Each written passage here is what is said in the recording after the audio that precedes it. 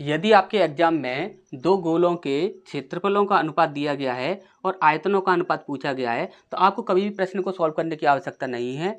आप वहां पर सिर्फ एक तुक्का लगाओगे और 100% जो भी आपका आंसर होगा वह सही ही होगा। इस बात की पूरी पूरी गारंटी हम लेते हैं।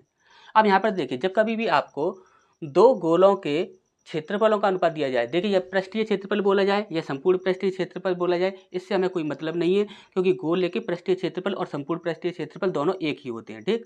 अब यहाँ पर हमसे आयतनों का अनुपात पूछा जा रहा है, तो आपको यहाँ पर सिर्फ क्या करना है कि यहाँ पर देखिए क्षेत्रफलों का अनुपात कितना दिया गया है, 9 और 4। ठीक। तो यहाँ पर पहली जो संख्या होगी, पहली जो विकल्पों में से संख्या होगी वह आपकी 9 से विभाजित होनी चाहिए और दूसरी जो संख्या होगी वह आपकी 4 से विभाजित होनी चाहिए। अब यहाँ पर हम देखें तो दूसरी संख्या को देख लें तो देखिए 4 से कभी 17 विभाजित होता नहीं है, तो ये हमारा आंसर होगा नहीं। 4 से कभी भी आपका 30 विभाजित होता नहीं है, तो इसे भी यहाँ पर कैंसिल कर देते हैं।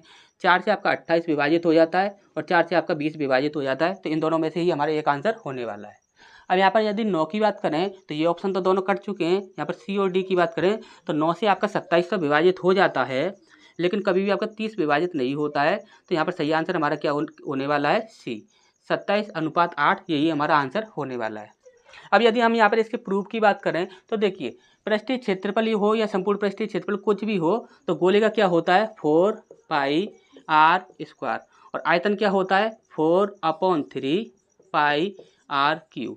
अब यहाँ पर यदि हम बात करें तो देखिए क्षेत्रफलों का अनुपात दिया गया है, यानी कि r² की वैल्यू होनी चाहिए ये, तो यानी कि ये जो भी होंगे ये किसी न किसी के स्क्वायर होंगे। यदि हम बात करें तो यदि 9 किसका स्क्वायर है तो आप बोलोगे सर 3 का, और 4 किसका स्क्वायर है तो आप बोलोगे सर ये 2 का स्क्वायर है। यानी कि यहाँ पर सिंगल जो वैल्यू हमें मिली है, आर की जो वैल्यू मिली है, यो समझ लीजिए कि आर की जो वैल्यू मिली है वो कितनी है आपकी 3 और 2। अब हमें यहाँ पर क्या करना कि आर क्यू की वैल्यू चाहिए, तो यदि क्यू की वैल्यू चाहिए, आयतन में क्या होता है क्यू होता है, तो क्यू की वैल्यू चाहिए तो हमें क्या करना होगा, 3 का क्यू कर देते हैं और 2 का क्यू कर देते हैं। 3 का कितना क्यू होता है 27, 2 का क्यू कितना होता है 8, तो यानी 27/8 हमारे यहाँ पर आंसर हो जाएगा।